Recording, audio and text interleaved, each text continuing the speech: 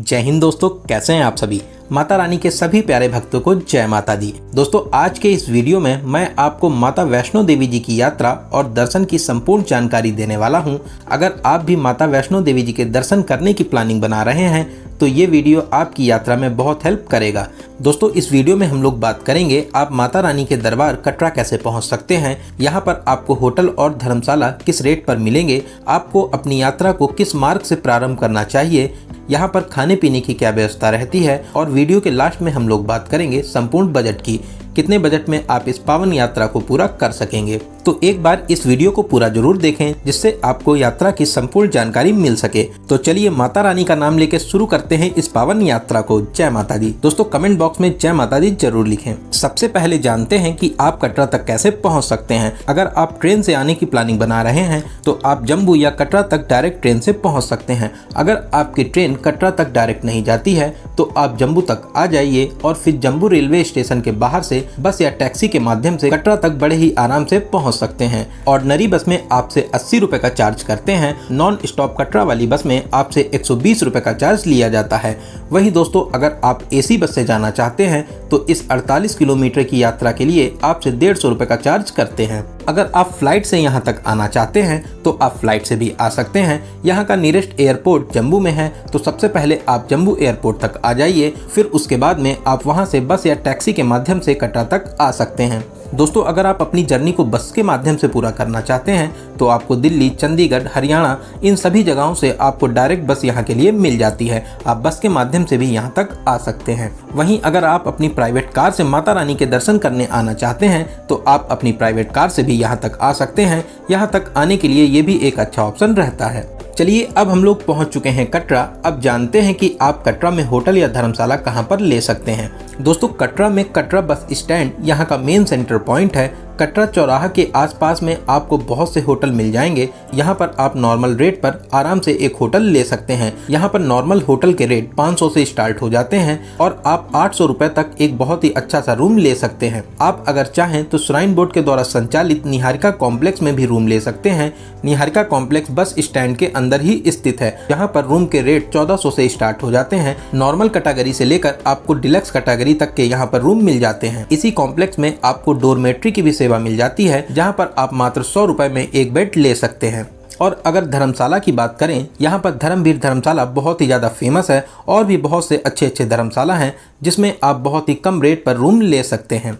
चलिए दोस्तों, अब हम लोग बात करते हैं यात्रा में लगने वाले RFID कार्ड के बारे में। हर यात्री को RFID कार्ड बनवाना जरूरी रहता है, जिसे आप कटरा बस स्टैंड के पास काउंटर से बनवा सकते हैं, कटरा रेलवे स्टेशन से बनवा सकते हैं, या आप चाहें तो जम्मू रेलवे स्टेशन के बाहर बने वैष्णवी भवन से भी इसको बनवा सकते हैं। दोस्तों, वैष्णवी भवन में बहुत ही कम भीड़ रहती है, तो आपके लिए बेस्ट ऑप्शन रहेगा कि आप अपना RFID कार्ड वैष्णवी भवन से भी बनवा सकते हैं। दोस्तों, जैसे ही आप जम्मू स्टेट की सीमा में प्रवेश करते हैं, आपकी अदर स्टेट की सिम बंद हो जाती है।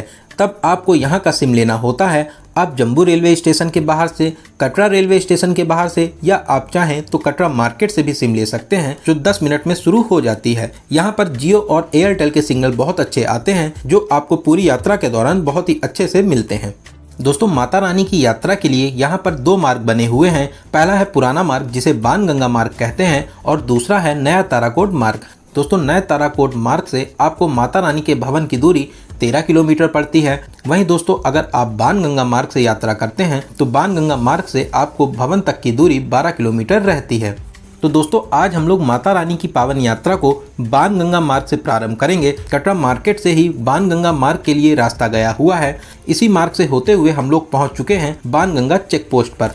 अगर आप बाणगंगा मार्ग तक ऑटो के माध्यम से आना चाहते हैं तो आप कटरा चौराहे से ऑटो के माध्यम से बाणगंगा मार्ग तक आ सकते हैं, जिसके लिए आपको फिक्स 210 रुपये 4 पर्सन के लिए किराया देना रहता है। तो दोस्तों, अब हम लोग आ चुके हैं बाणगंगा चेक पोस्ट पर।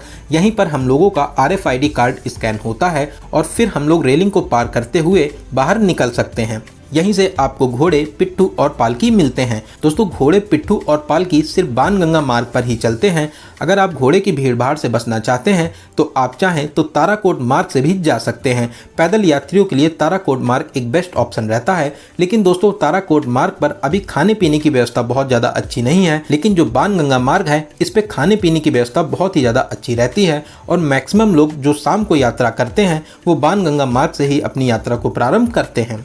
अगर आप अपनी यात्रा को घोड़े से प्रारंभ करना चाहते हैं तो घोड़े वाले अर्धकुमारी तक 650 रुपये और भवन तक 1250 रुपये का चार्ज करते हैं। वहीं दोस्तों पालकी में आप अर्धकुमारी तक 1800 रुपये और भवन तक 3500 रुपये में पहुंच सकते हैं। दोस्तों बच्चों के लिए ट्रॉली आपको अर्धकुमारी तक 200 रुपये और भवन तक 300 रुपये में मिल जाती है। आप इन सभी चीज़ों की बुकिंग श्राइन बोर्ड के काउंटर से ही करें, नहीं तो आपसे ज़्यादा रेट लिए जा सकते हैं और फिर उसके बाद में लोग कहते हैं कि यहाँ पर बहुत ही ज़्यादा लूटमार हो रही है। लेकिन दोस्तों ऐसा बिल्कुल भी नहीं है। अगर आप श्राइन बोर्ड के काउंटर से अपनी बुकिंग कराते हैं, जो रेट मैंने आपको बताए हैं यही रेट आपसे लिए जाते हैं। सभी घोड़े वाले, पिट्ठू और पालकी आपको इन्हीं रेट्स पर मिलती है।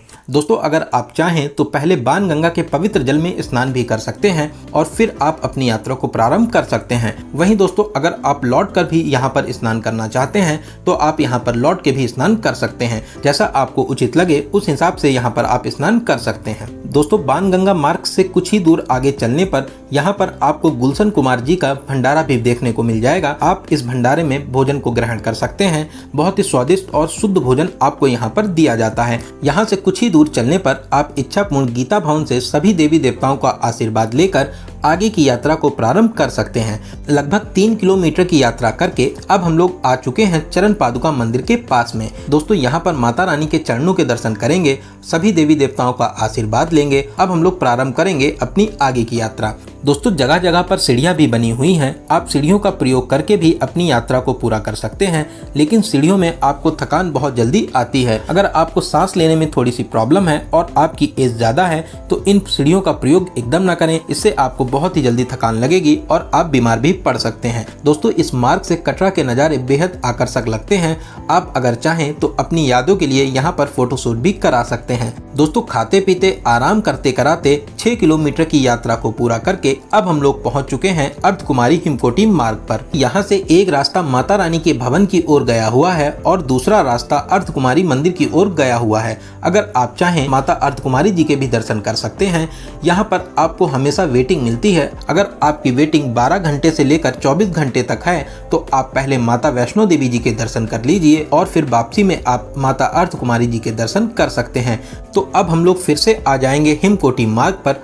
दोस्तों इसी हिमकोटी मार्ग से आपको बैटरी कार की भी सुविधा मिल जाती है जो सुबह 9 बजे से शुरू होती है और शाम को 6 बजे तक चलती है। इस 6 किलोमीटर की यात्रा में आपको जाने के लिए 350 रुपए और वापसी के लिए 250 रुपए का चार्ज देना रहता है। इसकी बुकिंग आपको पहले से ऑनलाइन करानी रहती है, जिसको आप यात्रा के 2 महीने पहले से करा सकते हैं। दोस्तों ऑन द स्पॉट भी आप इसको ले सकते हैं, लेकिन इसमें आपको बहुत ज़्यादा वेटिंग मिलती है। इससे अच्छा रहेगा कि आप अपनी यात्रा के हिसाब से इसकी पहले से ही बुकिंग करा लें। हिमकोटी मार्ग पर श्राइन बोर्ड के द्वारा संचालित बहुत से भोजनालय भी बने हुए हैं। जगह जगह पर आपको भोजनालय देखने को मिल जाएंगे।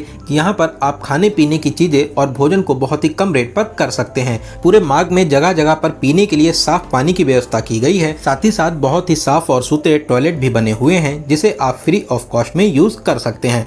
1 से 1.5 किलोमीटर पहले ही माता रानी का प्यारा सा भवन दिख जाता है, जिसे देखकर आपको बहुत ही ज्यादा सुकून मिलेगा और जिसे देखकर आप नई ऊर्जा से भर जाएंगे। दोस्तों कमेंट बॉक्स में जय माता दी जरूर लिखिएगा। 1 से 1.5 किलोमीटर की यात्रा को पूरा करके अब हम लोग पहुंच चुके हैं माता रानी के भवन के पास में। दोस्तों बाणगंगा मार्ग से पैदल यात्रा करके माता रानी के भवन तक पहुंचने में आपको लगभग 6 से 7 घंटे का समय लग जाता है। भवन के पास में बहुत से बाथरूम और टॉयलेट बने हुए हैं, जिसे आप फ्री ऑफ कॉस्ट में यूज कर सकते हैं। स्नान करने के बाद में आप लॉकर में अपना पर्स, बेल्ट, बैग और मोबाइल जमा कर सकते हैं। यहाँ पर आप किसी भी तरह का इलेक्ट्रॉनिक सामान नहीं ले जा सकते हैं। साथ ही साथ लेदर का भी सामान आपको जमा करना रहता है। दोस्तों प्रसाद लेकर लाइन में लग जाएंगे और अब हम लोग चलेंगे माता रानी के दर्शन करने के लिए। दोस्तों यहाँ पर आप माता रानी के पिंडी रूप में दर्शन कर सकते हैं। गुफा में प्रवेश करेंगे, माता रानी का जयकारा लगाते हुए आगे बढ़ेंगे। जय माता दी, जय माता दी।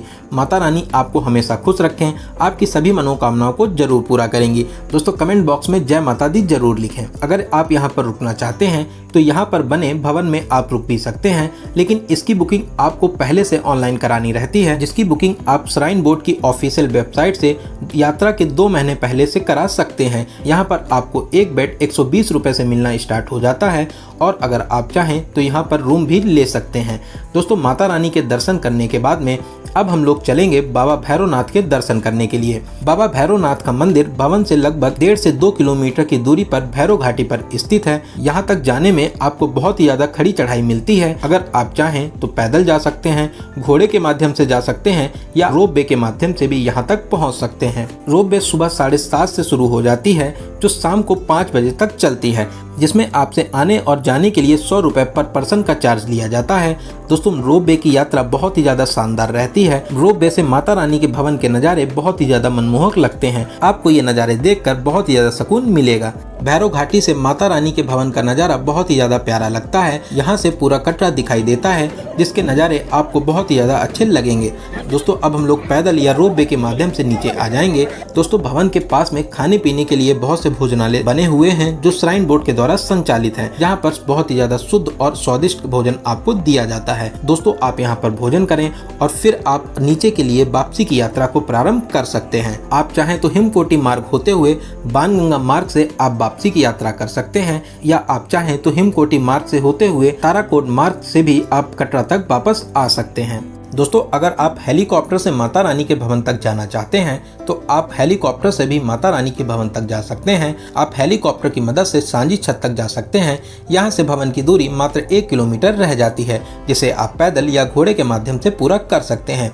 आपको वन साइड के लिए 1830 रुपये और दोनों साइड के लिए 3660 रुपये का टिकट लेना रहता है। इसकी बुकिंग आप माता वैष्णो देवी ऑफिशियल वेबसाइट से कर सकते हैं, जो यात्रा की डेट से 2 महीने पहले से स्टार्ट हो जाती है। दोस्तों, इसकी बुकिंग पहले से ऑनलाइन करना ज़्यादा अच्छा रहता है, क्योंकि ऑन द स्पॉट टिकट बहुत ही मुश्किल में मिलते हैं। अगर मिलते भी हैं तो आपको इसमें बहुत ही ज़्यादा वेटिंग का सामना करना रहता है। अगर दोस्तों आप माता रानी के दर्शन करने के बाद में कटरा से शिवपोड़ी या पटनी टॉप जाना चाहते हैं तो आप कटरा से बस के माध्यम से जा सकते हैं, जिसमें आपसे 250 से 300 रुपये चार्ज करते हैं। पूरे दिन आपको शिवपोड़ी या पटनी टॉप घुमाने के बाद में शाम को कटरा में ड्रॉप कर देते हैं। वहीं अगर आप प्राइवेट टैक्सी के माध्यम से शिवकोड़ी या पटनी टॉप तक जाना चाहते हैं तो आपको स्क्रीन पर इसकी फुल डिटेल देखने को मिल जाएगी। आप इतना चार्ज देकर शिवकोड़ी या पटनी टॉप तक जा सकते हैं। दोस्तों, आप कटरा मार्केट से शॉपिंग भी कर सकते हैं। यहाँ पर आप ड्राई फ्रूट की शॉपिंग जरूर करें। यहाँ पर आपको ड्राई फ्रूट बहुत ही अच्छे और सही रेट पर मिलेंगे। तो दोस्तों, आप अपने प्रियजनों के लिए यहाँ से कुछ उपहार स्वरूप भेंट जरूर ले जाएं। चलिए दोस्तों, अब हम लोग बात करते हैं सबसे जरूरी क्वेश्चन की, बजट की। कितने बजट में आप इस प्यारी सी यात्रा को पूरा कर सकेंगे? दोस्तों, मैं मान के चलता हूं कि आप कम से कम 2 लोग तो आएंगे ही आएंगे, क्योंकि 2 लोगों में आपके थोड़े से चार्जेस डिवाइड हो जाते हैं। तो आप मान के चलिए कि 2500 से 3000 पर पर्सन के बजट में आप बहुत ही अच्छे तरीके से इस यात्रा को पूरा कर लेंगे। दोस्तों, इस बजट में आपका एक नॉर्मल होटल, यहाँ पर जो आपने फूड फैसिलिटीज़ ली हैं और साथ ही साथ जो आपको जम्मू से आने के लिए बस के चार्जेस लगे हैं वो सभी इसमें इंक्लूड हैं। दोस्तों, अगर आप घोड़े से यात्रा करते हैं, यहाँ पर VIP होटल लेते हैं और 5 स्टार रेस्टोरेंट में आप फूड को एंजॉय करते हैं, फिर दोस्तों आपका जैसा बजट हो उस हिसाब से अपनी यात्रा को पूरा कर सकते हैं। लेकिन वहीं आप अगर बजट टूर कर रहे हैं और आराम से पैदल यात्रा करते हैं तो आप मान के चलिए कि 2500 से 3000 के बजट में बहुत ही आराम से इस पावन यात्रा को पूरा कर लेंगे। तो दोस्तों, यहाँ पर मैंने आपको यात्रा से रिलेटेड सभी इन्फॉर्मेशन को बहुत ही अच्छे और सही तरीके से बताने की कोशिश की है। मैंने यहाँ पर आपके सभी क्वेश्चंस को बहुत ही अच्छे तरीके से कवर करने की कोशिश की है।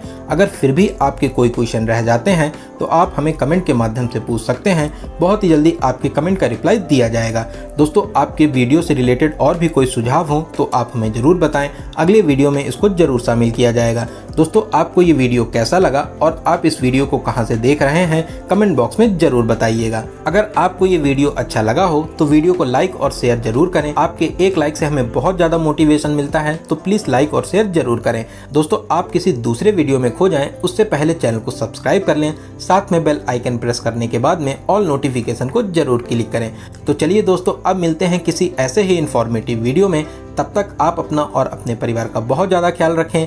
आपकी यात्रा सफल, सुगम और मंगलमय हो। जय हिंद, जय भारत।